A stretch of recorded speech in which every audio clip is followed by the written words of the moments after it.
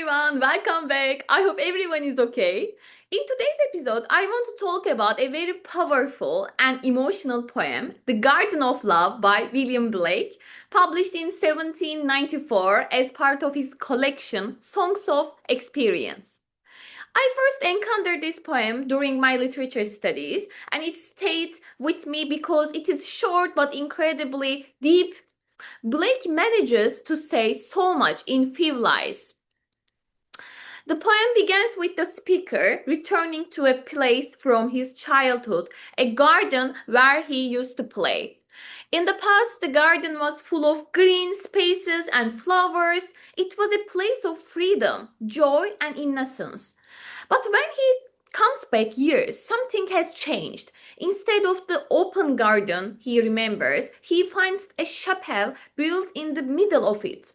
And on the door of the chapel, there is a phrase written, quote, to shan't not, unquote.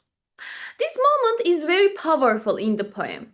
The garden, which once symbolized life, youth, and natural joy, is suddenly transformed into something restrictive and controlled.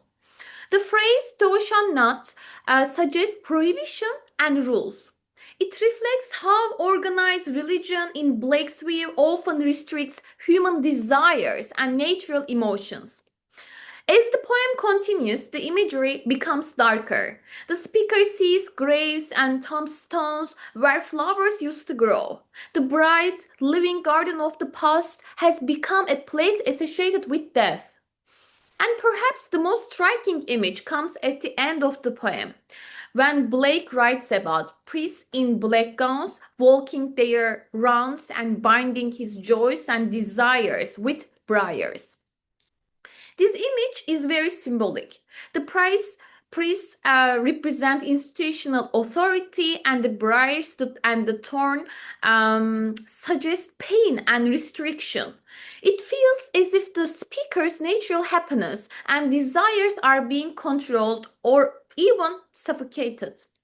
Blake was often very critical of organized religion and the social institutions of his time. In many of his poems, he suggests that systems of authority can suppress human freedom, imagination, and love. Another interesting aspect of the poem is symbolism of the garden itself. Gardens have a very strong meaning in religious and literary traditions. When we think about gardens in the Bible, for example, the first image that comes to my mind is that the Garden of Eden, the place of innocence before the fall of humanity. So Blake's garden can remind us that lost innocence. The transformation of the garden reflects the transition from childhood freedom to restrictions of adult society. The poem is also about growing up. As we move from youth into adulthood, the world often becomes more complicated. Rules, institutions, expectations, all of these begin to shape our lives.